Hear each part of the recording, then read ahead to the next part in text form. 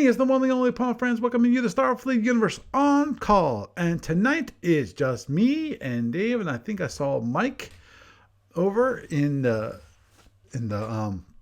Talk Shoe chat room, which I'm more than happy to chat with people today, because Lord have mercy, this is going to be interesting tonight, just because of, forgot, not that.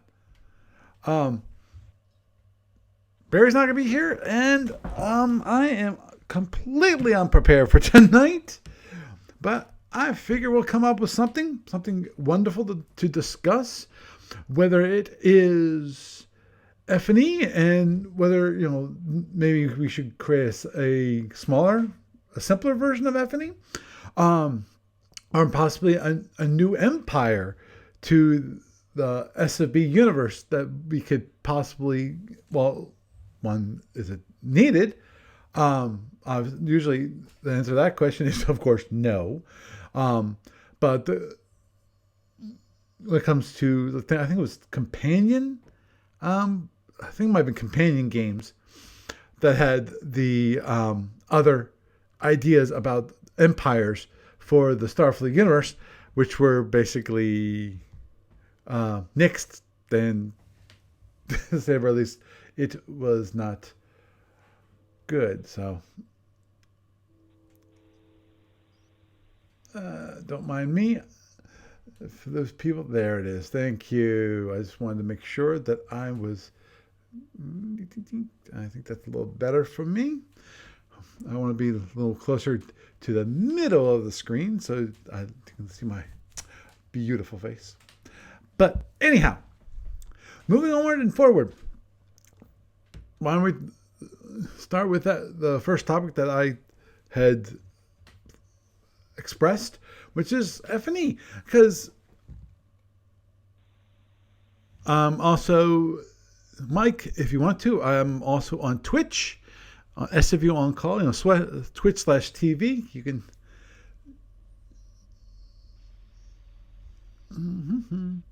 You can see me there, and also my video recordings are there. Also, I put up my recordings on YouTube after I've trimmed them. Currently, there's only one missing episode because there was a minor issue.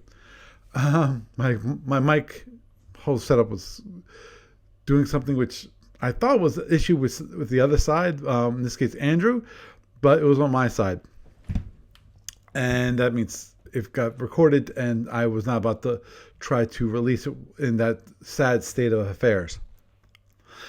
But moving onward and forward onto the F&E topic, the whole idea of a simplified game of F&E,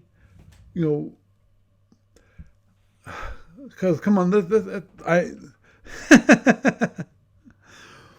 SFB and F&E both aren't really for the faint of heart. They are definitely not a beer and pretzels game, but for those people who truly enjoy the ability, to have the detailed rules, because I'm not gonna say it's complicated, because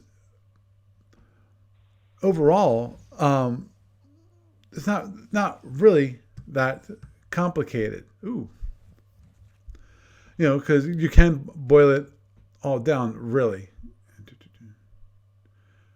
Okay. There he is. Okay. Hey, Andrew, how you doing? I'm okay. How are you? Good. Do I sound better this time? Oh yeah, it actually seems to be working great. Yeah, I found out later after the show was over that it was me. It was completely me. So that means the recording was crap. And basically I had to I had to put it in the trash. How many computer guys does it take to figure this out, right? Yeah. Very true. Well, fortunately, I think the last time we pretty much just went off the rails anyway, so. True. We did go off the rails in a certain fashion. I will agree with that. But at the same But time, we did have a good time. right. And half of the recording was on topic, so it was still good stuff. It's just that with the way my voice was recorded, it's like no, I can't have that kind of quality when it comes to audio, because the video, you can be forgiven for bad video.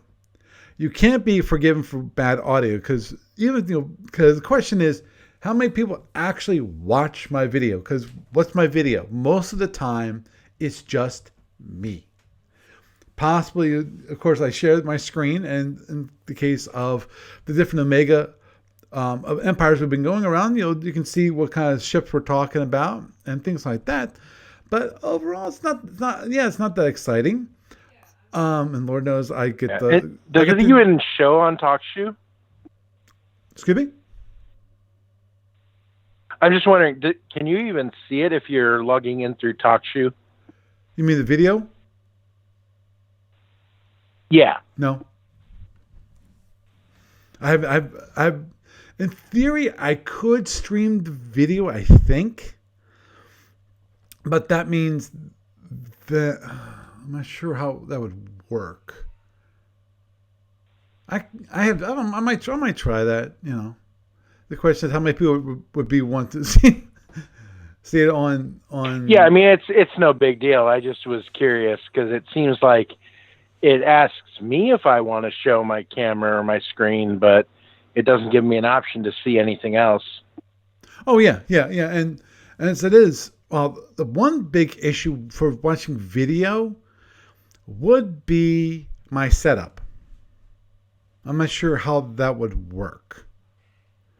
Because currently the way I have the whole setup for the podcast, this is a little behind the scenes kind of thing, is that I've got Audio Hijack Pro, and what I got is I call into TalkShoe via Skype, and then also I record my mic. So if you're watching the video, you'll see this locally. And then that comes in, and basically there's two channels. I've got my recording is on the left channel, and your side is on the right channel. Now, obviously, the way if I do video, I'd be recording everything directly through the browser. Now, given that, I am not sure how that would work when it comes to multiple people and well, actually not the multiple people, but the multiple streams and recording it and that kind of thing. I'd have to investigate it because currently I am streaming on Twitch. Twitch, I've got both the video camera because because I'm using OBS at the moment to stream to Twitch and recording locally. Now, I can't do that. I can't use that same software to send to TalkShoe because TalkShoe doesn't support that. So I'm not sure. Obviously, I wouldn't be able to do certain things. Like what I have on Twitch is you have in the upper right-hand corner, you see my lovely face. And the rest of it basically is a screencast. What I have currently up on my screen. Now, I'm not sure how TalkShoes would work, whether it would be purely one of those things like Zoom. Because what Zoom does is Zoom either shows your face or it shows the screen. You can't do both. So... yeah, I hated Zoom. We used that at my last job, but I tried doing the Twitch one day on the big screen while I did TalkShoe on the MacBook, and it didn't work out so well. But I suppose the guests probably don't want to hear about that. So sorry, I distracted you from the topic. Oh, that's fine. That's fine. It's all good. It's still in my mind, still part of the podcast. Because it's just a little behind the scenes thing about how my setup currently, how I record, and how what my distributions are. Which is currently Yeah. Plus, I remember you from Facebook and Origins, so. Mhm. That's one thing I'm watching Arizona versus Oregon, so the big screen's preoccupied tonight anyway. Understood. Yeah. What was your big problem with the big screen? I'm assuming that you had just something. The Roku client for Twitch doesn't seem to have like a way to browse. So if the channel I want to find isn't like right there, like I had no way to get to your channel. Wow. And I wasn't even sure like if the Twitch client was even official. I don't think it is. Mm-hmm. So it was one of those things where it's like I tried it for a while and then it's like, okay, I know what Paul looks like. I'll move on. Okay. Yeah, because as I said, for most times, that's where Mike, because there is a chat room, but I think Dave, I forget if I think Dave checked this out, which is whether you could actually go to Twitch and actually participate in the chat and not be a Twitch member. Actually have an account. Yeah, okay, I could have done that on the MacBook, but the MacBook was for, I was using that for TalkShoe and actually talking to you, and then I was hoping to put the video on the TV through the Roku box, but whatever. It didn't work. Understood. Yeah, Mike Mike Bennett in the TalkShoe chat room, as I see that you actually have been chatting with him. Mentioned that you couldn't get to the chat room in Twitch, and the problem is that you have to have an account to actually chat. And I am keeping an eye on the Twitch chat room. So just in case someone comes up, I'll be happy to maybe not type in a reply, but maybe do at least an audio. But moving forward. Yeah, like I get what you're saying. Yeah, Paul's great, but the Oregon cheerleaders are better looking. So tonight, it's just TalkShoe. Oh, jeez.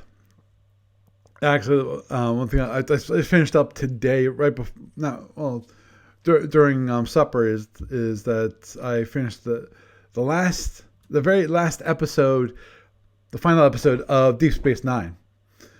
I really enjoyed the show, and I got to see the final. You've never seen it before? I've seen it on and off, but I never seen all the episodes.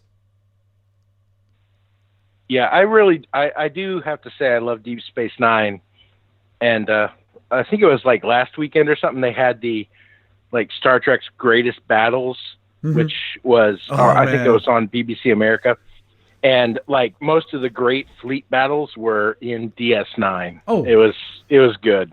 Oh yeah, well come on, a lot of the series was involved the war with the Dominion. Yeah, I mean it was great. Well, we have a chat room test, and it is successful. I see. Team Blake M. I'm not sure who that is. Yeah, but I think the thing about DS9 that really impressed me most was that I really when it came out back when I was actually in college the first time. I thought it was going to be one of those let's jump through the wormhole and see what we find today kind of shows, and it wasn't, and it wasn't Happy Trek. It was it wasn't all Fluffy Bunny at the end of the day. I mean, it was. I love that series.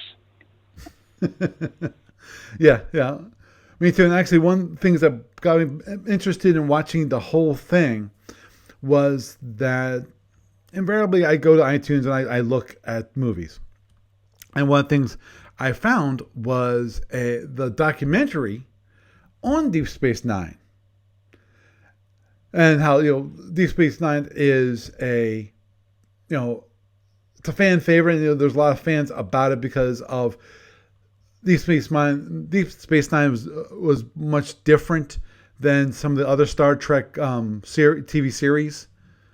You know.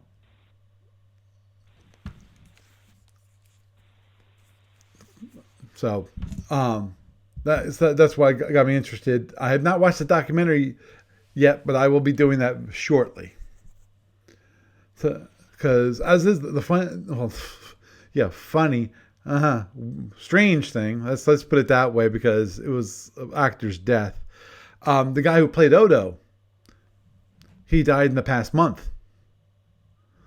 So, and yeah, that was kind of sad. Yeah, agreed. Very sad. But to me, the great thing about that actor was that I was happy to see that he actually was involved in other TV series. It wasn't like some actors where they're an actor in one of the Star Trek series and that's where they remain. You never see them in any other TV series. Yeah, actually, yeah, he had a career, quite a career before that. Mm-hmm. Yep. And the way his character was done through the makeup, a lot of people, I don't even think they knew. Mm-hmm. Remember Vic Fontaine? I remember watching Benson growing up, at late night TV. Oh, geez, Benson, yeah. Yeah, I think he was the lieutenant governor. Mm-hmm. Yep. You're right. Wow. Blast from the past. I totally forgot that he played that role. And the Obscurity Award goes to... Yeah, because I was thinking about one of the TV series that he's been involved in, in the past like 5 years. And they mentioned it. I totally forget it at this moment. But actually, one thing I got started getting involved in. That was one of the things I thought was really neat with Deep Space Nine, which was the hologram hologram, basically Vic Fontaine, and how they integrated that character into Deep Space Nine.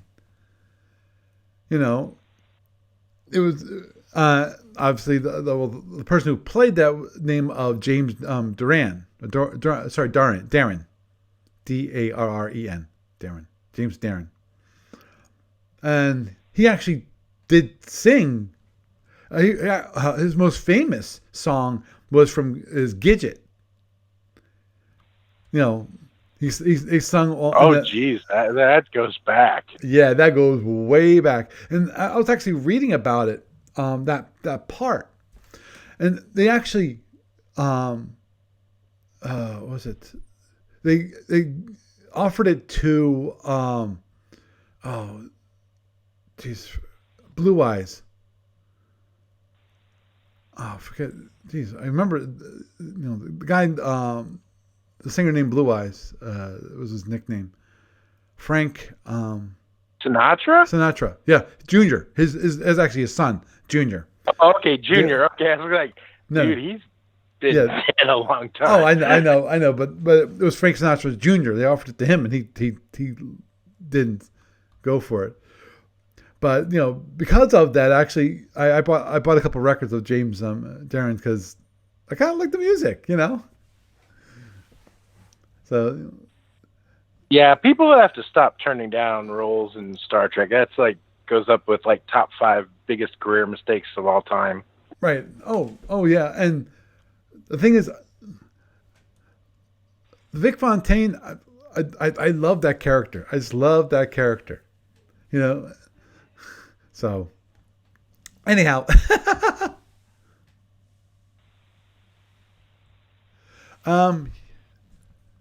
Yeah, Mike, you have to phone in. That's the only way to talk.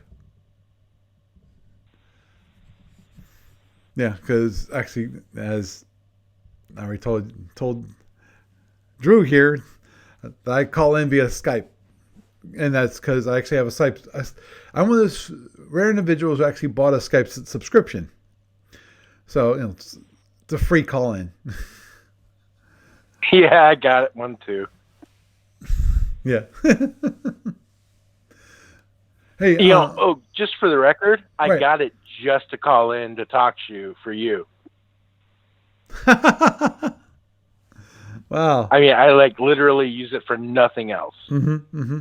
Yeah, I was sad when they broke it. Basically, they broke Skype. So previously, I could chain people in. I could call in, and then I could add people to my group. I say, add this person, add this person, add this person, and make it a group call, and have it so that people could call me via their Skype ID, and then I would act as the kind of access point to call in to TalkShoe. So it was a shared stream between all of us. And Microsoft broke Skype, so that is the when you're in a group, you can't use the numeric keypad. So I can't select. I can't make the proper tones. It wasn't just in a group. I was having trouble on the PC for a while when I tried to call in. I could dial it, but then when it said, enter in the program number, right. Then, I could hit the keys and it would make noise, but it wouldn't. It would then say, please enter the call ID, right, over and over again. Right. It basically says that's not a correct call ID. Now, one thing actually, I was typing in incorrect today, but previously, that the phone center would actually repeat back to you going, oh, this is what I heard. Because sometimes the biggest problem with using Skype and those tones is that sometimes those tones don't quite work. So you can't type the numbers in too fast. Because type it in too fast, then it doesn't hear it right. I think it's the fidelity. In some cases, I'm sure it's the fidelity of the line. I'm not sure if it's an issue with Skype or an issue with the dial-in to TalkShoe. Not sure which. So, anyhow, when we get on to the topic I was discussing before we started talking about the podcast and DS9, squirrel. That is F&E, a simplified version of F&E. Do we need it? Obviously, we don't need it.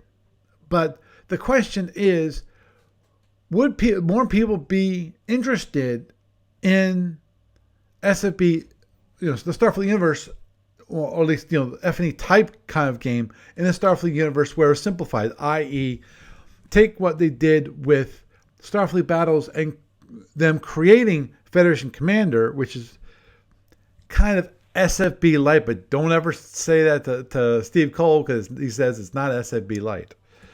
But overall it kind of is. But there are obviously certain things that were modified between SFB and FedCom when it comes to that are quite, the dynamic is definitely different between the two. Obviously for FedCom, you're limited on the amount of reinforcement that you actually can have. Simple. There is no in FedCom. There is no phaser capacitors, so you have your phaser capacitor is how much of unused energy you have.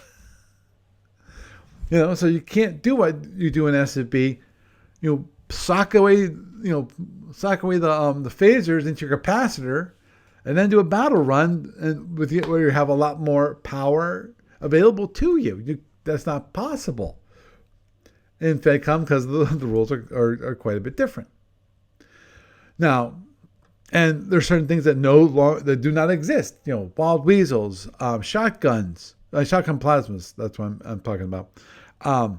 Or enveloping plasmas. Those don't exist in FedCom. They're simplified, which is understandable. But you still have, but those torpedoes are still, we still have multi-turn army weapons, which in my mind is one of those things that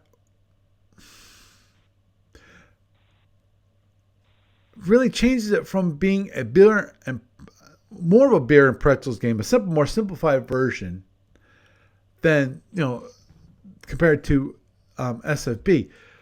Because the thing is, in my mind, the whole idea of FedCom is that you didn't have an energy allocation.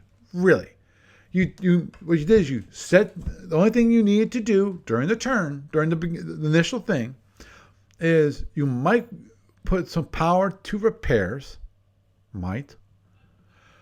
but most of it is just okay.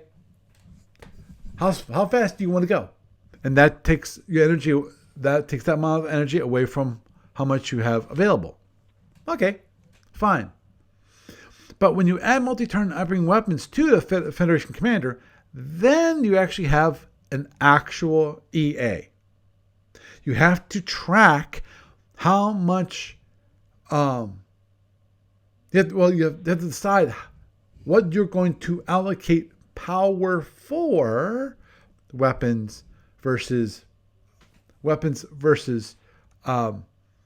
speed, movement. And you actually have to allocate energy versus if you stuck purely to single turn arming weapons, you fire and that's it. And you use the amount of energy that you need and you fire it. So, in that case, it's simple. Yes, there is still that thought processes that, okay, you still have to decide how fast you want to go, how much energy you want to have available for both weapons and possibly if you want to tractor something, some other possible scenarios when it comes to what you can do. You might have to think about that, but you don't have to allocate. Those are just ideas, so you have a general idea on what to do, how much energy you need to put into movement. But as soon as FedCom got multi-turn army weapons, where you actually have to allocate energy, that changed it. Now, I think I've talked about the idea of having FedCom only have single-turn arming weapons. But that doesn't work, really. Because of, if you try to have it so there's multi-turn armings, all that energy you put into it is collapsed to one single turn. In that case, that won't work. Because now, every time you want to fire that weapon, it's like you have to go so slow. It's like you might as well just stop, fire. Okay, next turn you can move.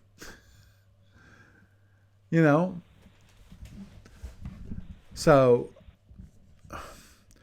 and I think last time I talked about that was I definitely gave Ken Burnside kudos because of what was it?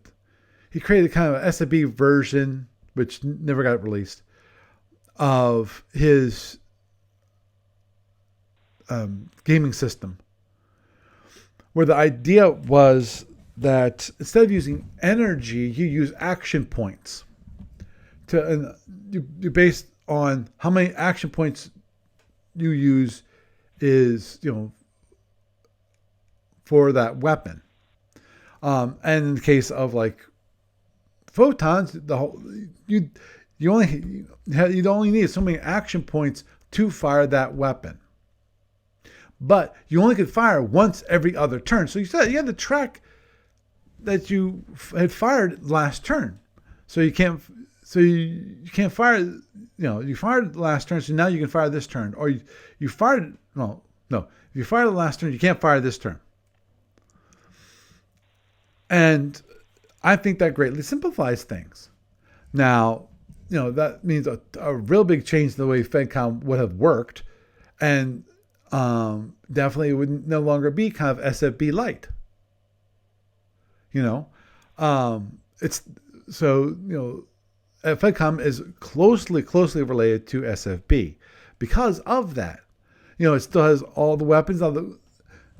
Now, some of the weapons don't act the same as they do in SFB. Case in point, ESGs. They no longer have the glowing globe that you run around and try to ram people with. Things like that. The Andromedan, their systems work quite a bit differently, and I've already done a review on that, and that's kind of crazy. But coming back to F&E, could we do the same thing that we did for SFB the FedCom? Probably we could. The question is, what form would that take? Because of anyone who's familiar with F&E, I'm familiar with it. I can't play it, but I'm familiar with the rules enough because actually I've been working with a guy to help implement an F&E kind of thing for it's an online edition, web browser based. So we're working on it together. And with F&E, I think you could, a lot of the rules you could simplify. Now the question is, where do you draw the line? Do you draw the line when it comes to a simplified version of F&E? Do you try to stick to the more historical playing of F&E? The idea being is, okay, that your ships arrive on a schedule. And then, you can buy things that are on that schedule. When the whole idea of being that the ships were designed and created at a certain schedule.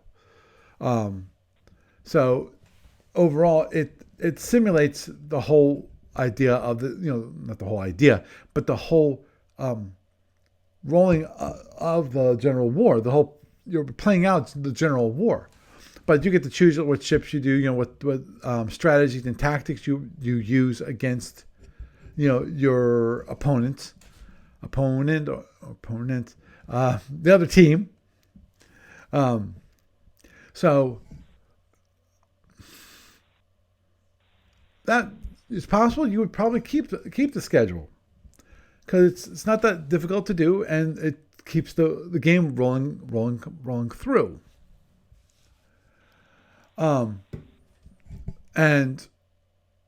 But certain things you probably want to get rid of. Certain things like conversions. Maybe some. I was thinking upgrades, but in some cases, some of the stuff would have to still stay there. Now, I think some of the things that they have where you, instead of building, I think, like you can switch out instead of building like a cruiser, you can build 2 frigates or something like that. But things like that would have to be removed. Simplify the rules to a great degree. My guess is you'd probably stick when it comes to this overall same basic combat, though you might want to, even that you could simplify down to be more along the lines of Starfleet Warlord, where Starfleet Warlord, basically you don't worry about command and control. and so you're not limited, and so you just have a group of your fleet. Now you might want to say, okay, well, we don't have any command and control, but you have to limit an artificial way of doing that, of doing command and control, is limit the size of the fleet. Say, well, there's only so many ships that can actually coordinate together. So we're going to say, okay, the max size of your fleet is 10 ships, and that's it. And the ships will have different functions and so forth. But so it could be done. But obviously, all this rigmarole to get to have it so that you could have a simplified version of FNE, would that actually help bring more people into the Starfleet universe? Is that the strategy game like that really what people want? Because at the moment, I'm Gamers Winners coming up in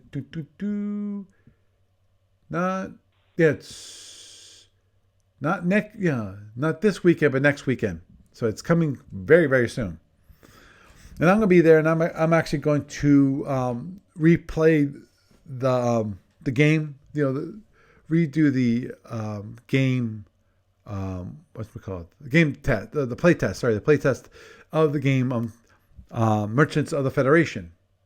Because I think we got a better idea of how that rolls. I should be able to work through it this week and play another game where actually I used the rules the way it was designed to be played, and hopefully we can have some fun with it and have a better understanding.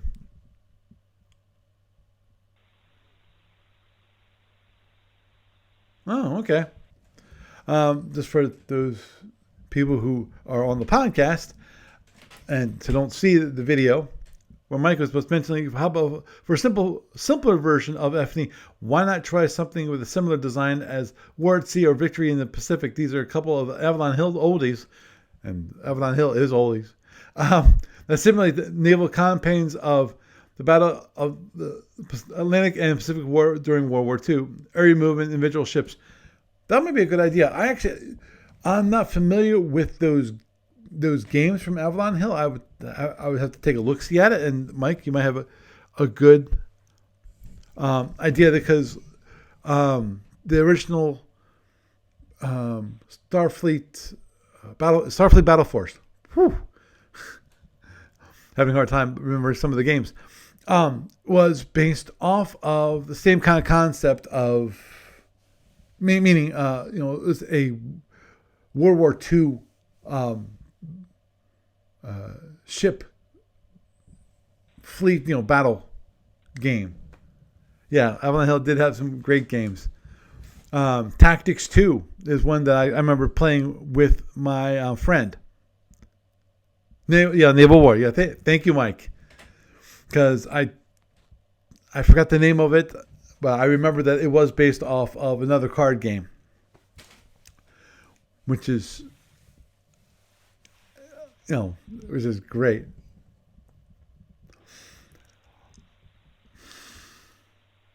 So, if I can interject here for a second. By means.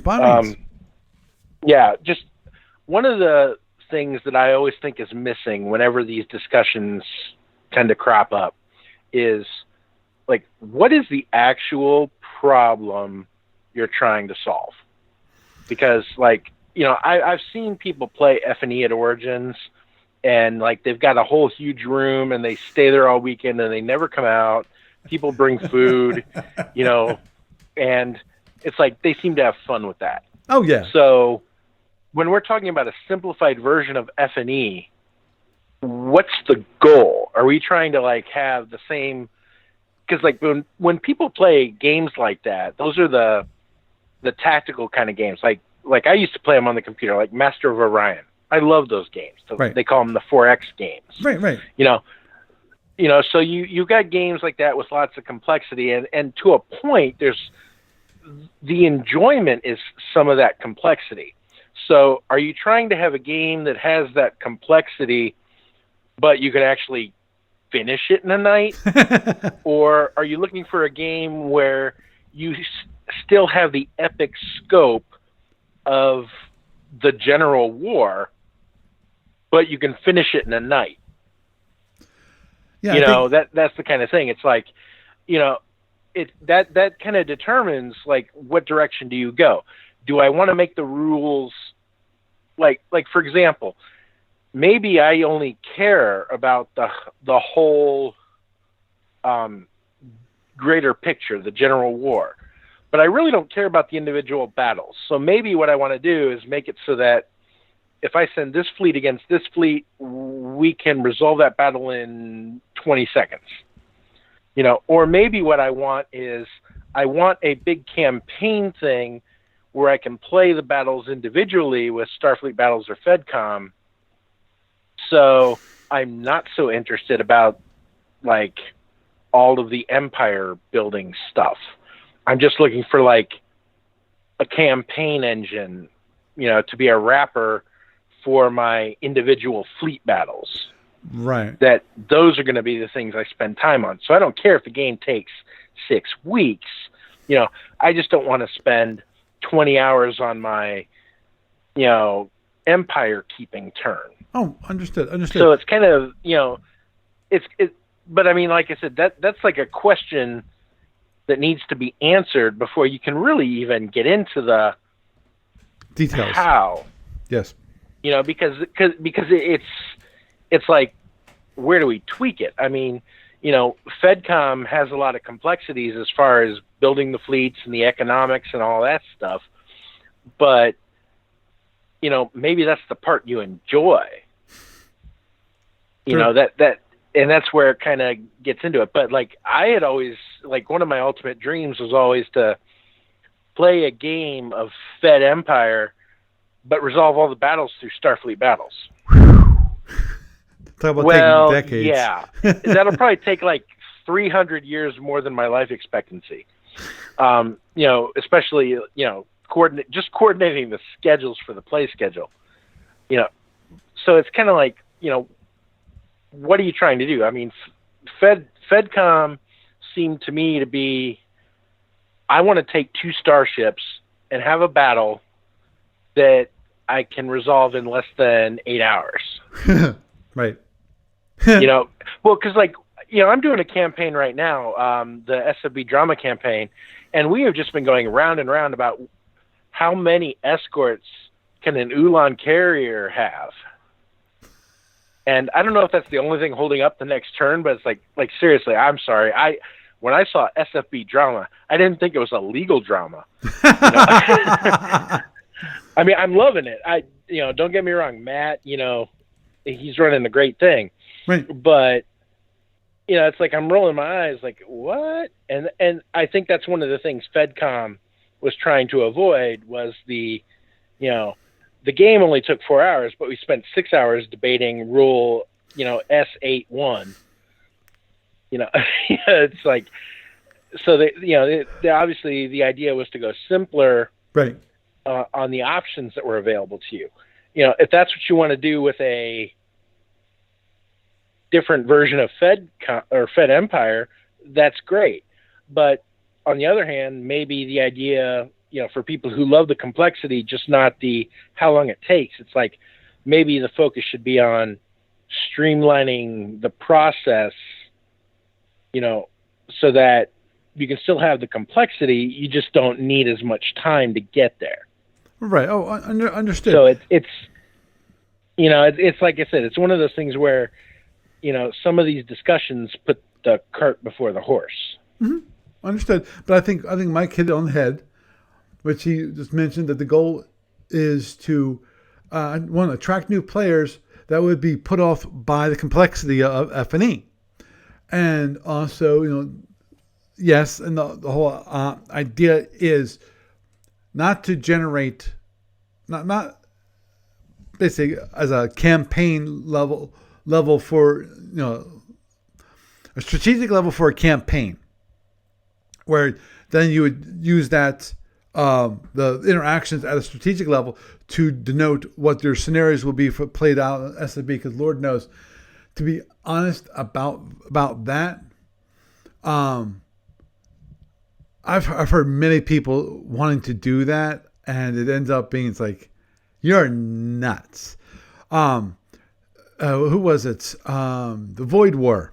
I think it was. Yeah, the Void War. Yeah, that's Aaron Staley came up with, and basically, these were small battles. These were really, really small battles.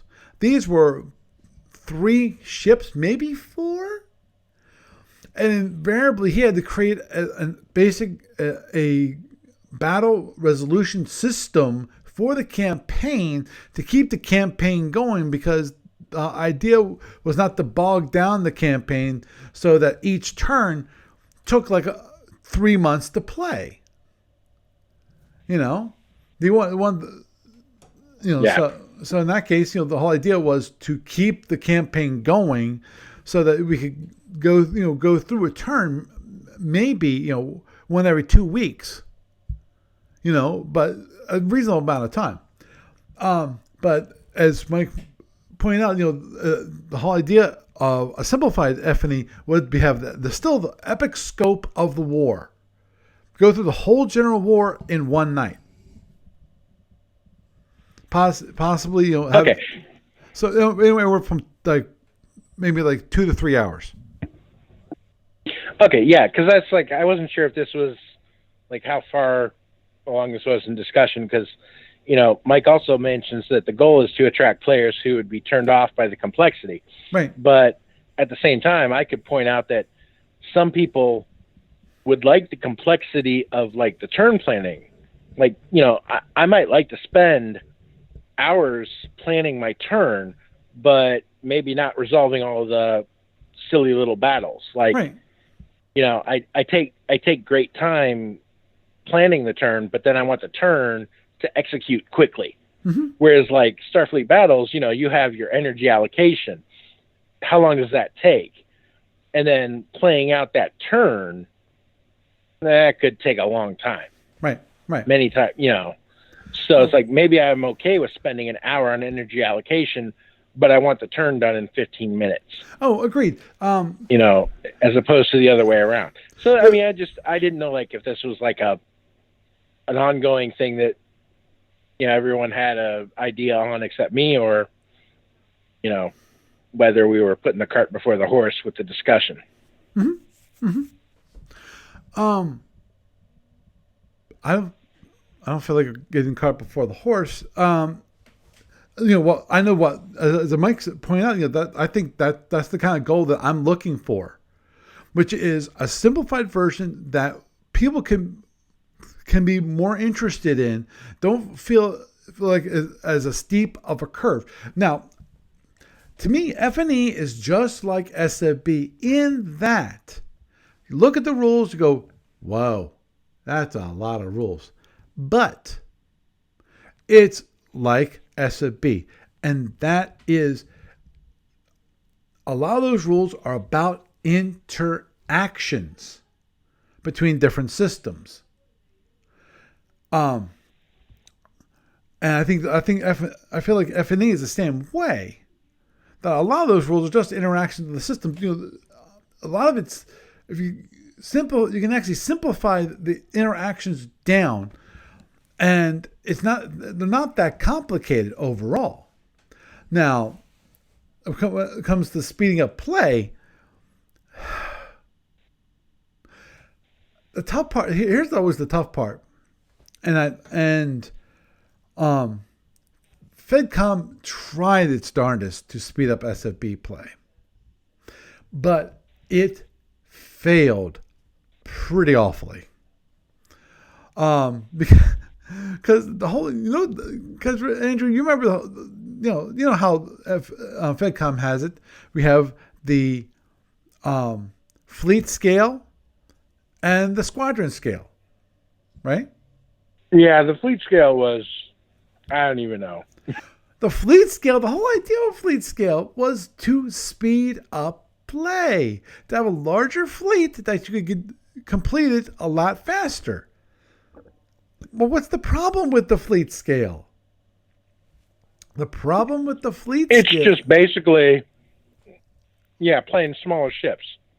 right? Well, no, basically In a way. you decreased the everything got in halved, so you're only firing half the weapons and so forth. But because you're halving the Yeah. weapons, having the defense, it doesn't do anything.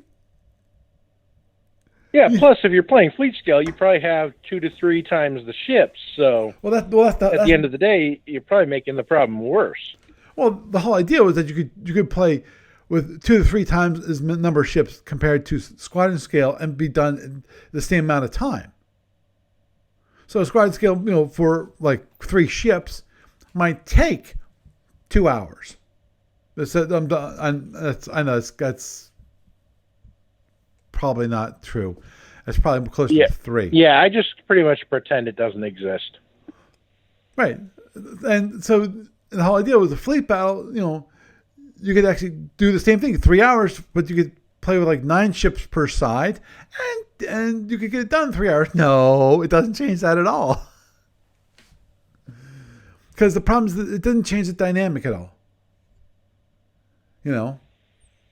Yeah, to me, I think, like I've played FedCom a few times. I like it. I bought a lot of the stuff, but to me, it's one of those things where it's like, I really have to think too hard about the differences between the 2 games. Well, it's like you grew up with SFU, good, right? It's just, yeah. Like since I was way too young to actually understand the rules, I've been playing it. And it's like, okay, so I'm trying to play it with somebody, even somebody who's never played Starfleet Battles, and it's like, I have to think too hard. It's like, no, you can't do this. You have to, no, stop. You have to do this. And so it's like halfway through, I just want to think like I'm playing Starfleet Battles. And right. And that's kind of why I stopped playing. It just, I'm an old model. My swap file's corrupted. My memory's, not as big as these youngins today. I don't know. I always end up starting a game of FedCom and then having to remind myself I'm not playing Starfleet Battles. Right. Yeah, I agree that I have the same kind of issue with playing FedCom, but at the same time, I can get more people interested in playing FedCom than I can SFB, to be honest. And usually when I play, usually when I play games of Winter, I do SFB with Barry. But we've played some FedCom too. Just because that's one thing I do offer. Yeah, I'm going to try to show up for that. Mm-hmm. Cool. I'll be there with all of my stuff. I can't promise anything because our project went totally south. That we have to deploy on the 9th of February, but I do get ML King Day off, so if I can pull it off, I'll be there. Okay. I'm usually not there on MLK Day. Just to let you know. Well, no, I mean that might be my travel day, but I'm just saying, right? I might be able to make it. Mm-hmm. Yeah. I'll be there Saturday and Sunday, all day. Mike was asking if there's a simpler battle resolution for F&E. I don't think there is, and to be honest, I don't think most of the time is taken with battle resolution. I think battle resolution is overall pretty quick. And I agree. He said the one problem with fleet scale when it comes to FedCom is that one weapon resolution is supposed to equal 2 weapons in squadron scale. Roll a 1 and you get a great result. In squadron scale, you roll a 1 and a 6 and you get drastically different results. Yeah, basically the whole problem with the one, crap, I'm thinking about the weapon systems that they disallowed in tournament play, because basically the whole idea is that all your weapons are based on 1 die roll. I forget those. But FedCom almost fulfilled its mission. Yaroslavo? Yeah, Aristotle. That's it. Thank you. Yeah, FedCom almost fulfills its mission if you use introductory rules that are free. Yeah, I agree that FedCom definitely fulfills its mission when it comes to introducing more people into the SFU universe when it comes to tactical play. I agree there. I think that, at least I've seen this when it comes to board games, is that I've seen, I'm really bad with names of games that I haven't seen for a while. I think it was I was going to say Galactic Conquest, but it's not Galactic Conquest. There's a board game, which basically it is, it's, a 4X for the most part, where you have each empire has their own fleets that they create and they build them up, and you travel around the board. And I think that a simplified version of F&E could fulfill the same kind of role. Simplified battles. Now, the tough part about the speeding up of play is, in my mind, part of what slows down play in F&E, and I'm not talking about the I was going to say energy allocation, but it's not energy allocation. It's the economic forms, how much you're going to spend on construction, conversions, and all that kind of thing. I think a lot of it is actually movement, because we have the whole issue where you move and then, depending upon, if you get too close to your opponent, then they get to react. And then after you move, then your opponent gets to do reactive movement and actually move his ships. If you want to get faster, in my mind, is you have to take it and simplify that down. You say, okay, no reactive movement. Now the question is, do you still keep you move and then your opponent moves, or do you do what Lord knows I like, which is asynchronous play? The whole idea is that you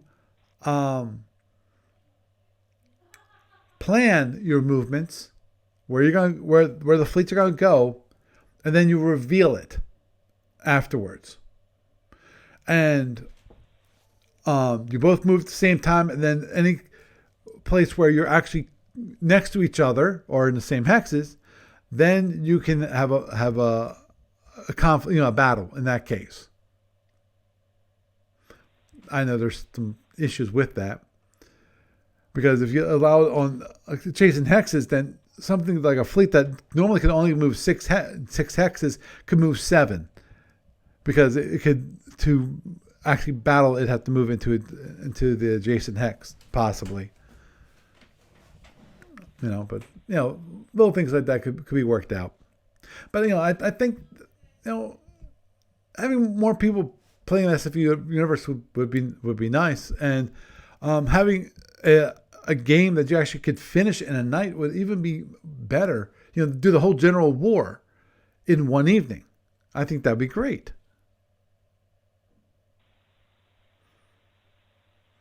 So and as Mike pointed out earlier on, there's already, well, it's not out yet, which is the Federation Admiral, which is supposed to be for campaigns. It's supposed to be a simplified version of F&E to a certain degree, and battle. It's basically campaign / battle generator. Have you ever, Andrew? You ever read the Campaigner's Design Manual, or at least looked at it? No, actually, I wanted to buy it, but never got around to it. I thought I had bought it from the local game store, but can't seem to find it. Mm-hmm. Yeah, it's I find it really interesting. Some of the ideas, with tech levels, and the whole idea of what is used actually in Starfleet Warlord, warp gates.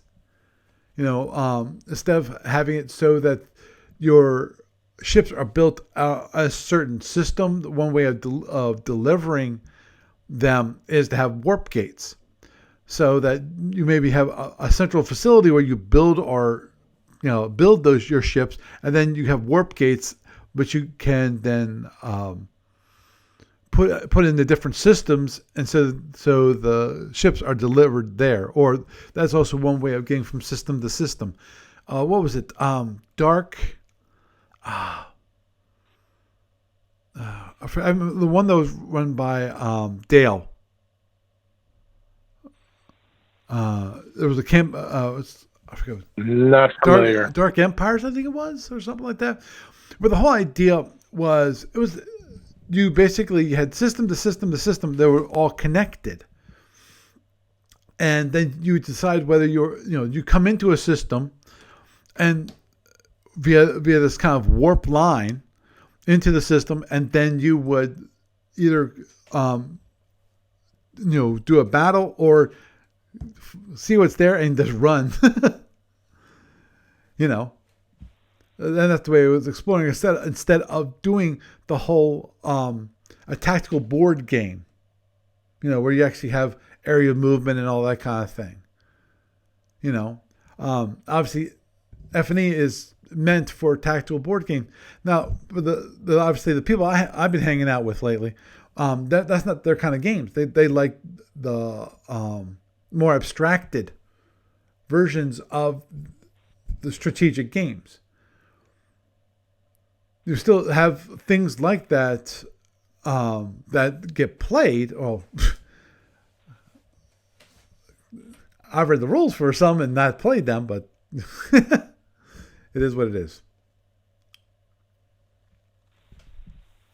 Yeah, I mean, sometimes I wonder if really, is it the game itself that's the barrier to attracting new players, or, to just come right out and say it, is it sometimes the community? Because Starfleet Battles has the cadets game, right? But I have never, I've brought some friends into the game. I have never used the cadets game.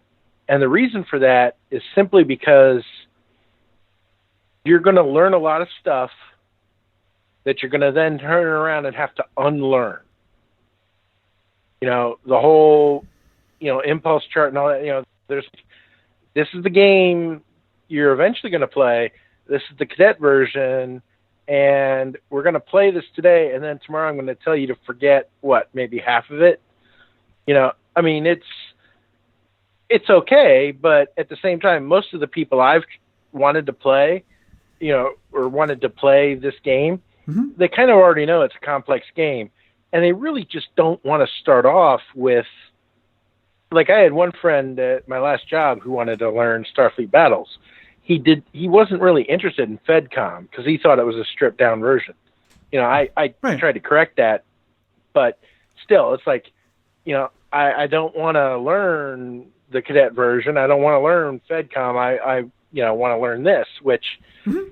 That's still going to happen. It's been a question of schedules, but it's like, do we really need to talk about simplifying Fed Empire or Starfleet Battles, or do we really need to talk about maybe the approach at when a new guy shows up at the door and says, "Hey, what are you guys doing?" Is that maybe something where, we have to have, like, not really like simplified rules, but maybe simplified scenarios. Right.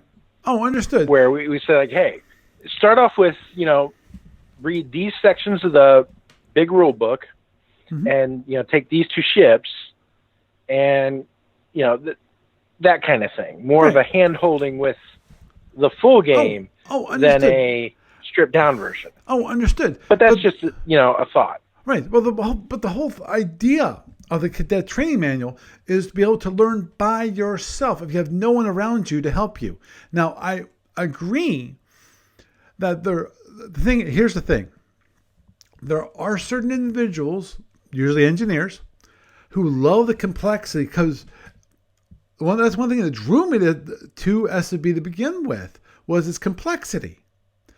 And what I consider the realism in those interactions. This is a lot of rules, but those interactions make sense. And the reason why you have all those rules is to specify those interactions. But that was one of the things that drew me into SFB, and I understand that some people are like that. They like the complexity. They like the quote unquote realism that SFB offers versus FedCom, which is boiled down. So it's simplified so that you can more easily play.